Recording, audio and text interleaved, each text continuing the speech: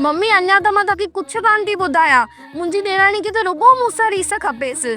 जॾहिं मां पहिरीं अचाइणी में तव्हां मूंखे सोने जी चेन घड़ाए ॾिनी त फट सां पंहिंजी माउ खे फोन करे छॾी और ख़ुदि बि पेकनि मां वञी सोने जी चेन घड़ाए खणी आई। पेका त पैसे वारा अथसि कोन, पोइ चेन कीअं घड़ाई आहे? मुंहिंजे ॾेर ई ॾिना हुनईसि और नालो पेकनि जो बि करे। मां जॾहिं पोड़ियो करां थी तॾहिं रीस नथी करे, मथे सूर जो बहानो करे एसी हलाए सुम्ही थी रहे। और जॾहिं मां कूलर हलाईंदी हुअसि न ॾींहं जो त मुंहिंजी ससु अची वेंदी हुई, बिल अची वेंदो करे खटको बंदि करे वेंदी हुई। तुंहिंजी ससु बंदि कान थी करे हिन जी एसी जो खटको?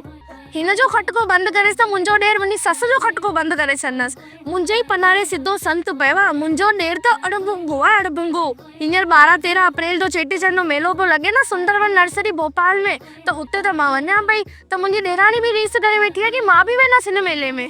अच्छा, हू मेलो जेको सिंधी मेला समिति भोपाल लॻाईंदी आहे। हुते त ॿुधियो वॾा वॾा गायक ऐं गोलो ऐं गोगो पियो अचे।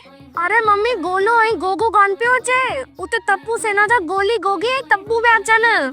हा मां बि वञां पई साम्हूं खां गोलो ऐं गोगो खे ॾिसण लाइ। मां बि पंहिंजी ससु खे वठी थी वञां। रोज़ मूंखे अची चवंदी आहे सिंधी खाधा ठाहे ॾे, सिंधी खाधा ठाहे ॾे। त मां त सोचो उते सभु सिंधी खाधा न अॻो खाई करे पूरो ढो करे। तव्हां अचो पिया न 12-13 अप्रैल जो भोपाल में सिंधी मेले में, त किलो सांजरो बि वठंदा अचिजो, छोकी हिते त मिले ई कान थो।